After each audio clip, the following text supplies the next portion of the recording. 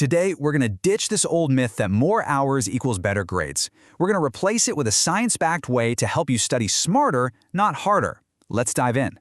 Does this sound familiar? You're putting in the time, you've got the highlighters out, but your grades just aren't matching up with all that effort. You're definitely not alone. That feeling of hitting a wall, well, it's a huge sign that your strategy needs an upgrade, not your work ethic. I want to start with just one number, 96. So, what is that? According to recent research, that's the average number of times a student checks their phone every single day. Each one of those little checks is like a tiny crack in your focus, and all those cracks add up to a massive problem. And this gets us to what you could call the modern study paradox. I mean, think about it. We have more access to information and learning tools than any generation in history, but our ability to actually sit down and achieve that deep, sustained focus seems to be just slipping away. Look, let's be really clear about something. The problem isn't that you're lazy. It's not. It's that the study methods that most of us were taught just weren't designed to compete with this modern world of endless distraction. We're trying to fight a 21st century battle with 20th century tools. So, to win this battle, you first have to know your enemy. Our sources point to 3 major culprits that are actively sabotaging your learning efforts. Let's break them down. All right, enemy number 1 is the distraction epidemic. And to really get it, we can look at researcher Cal Newport's idea of deep work versus shallow work. Deep work, that's where the real learning happens. It's focused, it's intense, it's demanding. Shallow work is pretty much everything else. Checking email, scrolling your feed, half listening to a lecture. And our devices, they are literally engineered to keep us swimming in that shallow end permanently. And the cost of dipping into that shallow end is, well, it's staggering.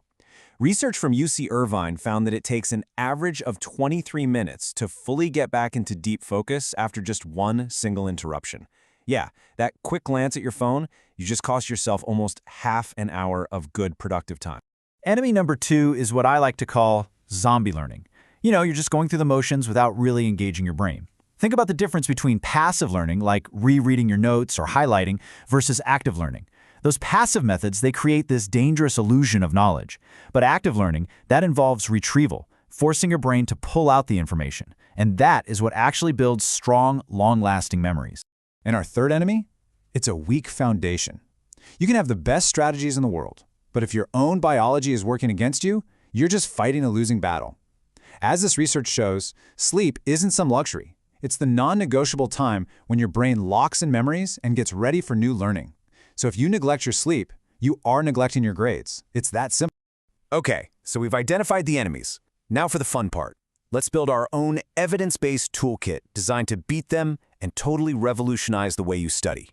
First up is something called the spacing effect. So forget everything you know about cramming for 8 hours straight.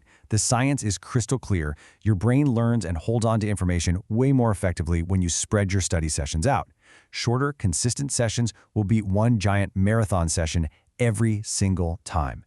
It just gives your brain time to breathe and make connections. Next, we're officially declaring war on passive rereading.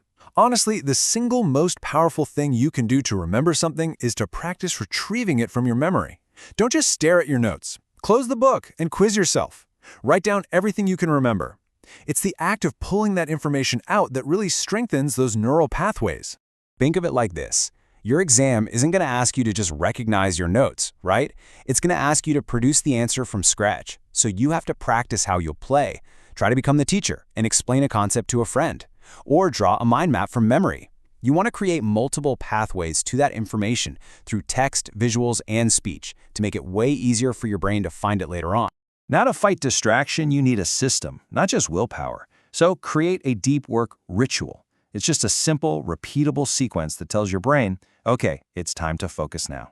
The most important step, physical separation from your phone. And I'm serious, not face down, not on silent, in another room. This takes the decision out of it and makes focus the default. So now that you have the tools for effective focus, the next level of strategy is all about applying that focus where it's going to have the biggest impact. It's not just about working hard, it's about working smart on the right things. And this brings us to the Pareto principle. You've probably heard of it as the 80-20 rule. For students, this is an absolute game changer. It basically suggests that about 80% of the points you lose come from just 20% of the causes, a small handful of key mistakes. Your job is to become a detective and find that 20%. For example, one study analyzed thousands of student essays and found exactly this. For the whole group, just 3 types of errors, being too wordy, comma mistakes, and using the passive voice, accounted for a huge percentage of all mistakes made. Can you imagine if you could identify your own top 3 errors? Focusing on just those few things could dramatically improve your writing. This 80-20 thinking also applies to your schedule. Your electives, for instance, are a strategic opportunity. Choosing courses that you're genuinely interested in and that play to your strengths can give you a really nice GPA boost with a lot less stress. It's all about balancing your workload and playing to your strengths. And here is one of the most powerful, high-leverage questions you can ever ask.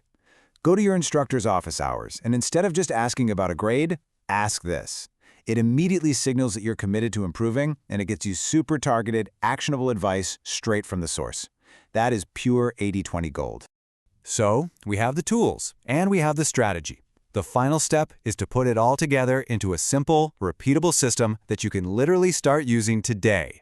And here it is, your checklist for academic success. This isn't about adding more to your plate. It's about replacing low-impact activities with high-impact ones. Schedule those short-spaced sessions. Banish the phone. Practice active retrieval. Find your personal 80-20 weaknesses. Use your resources. And above all else, protect your sleep. And that really is the core message. We have to shift our mindset away from measuring our input, the number of hours we study, and focus entirely on the quality and the effectiveness of that time. It's all about making every single hour count. So, we've laid out the entire blueprint for you, drawn directly from the science of learning.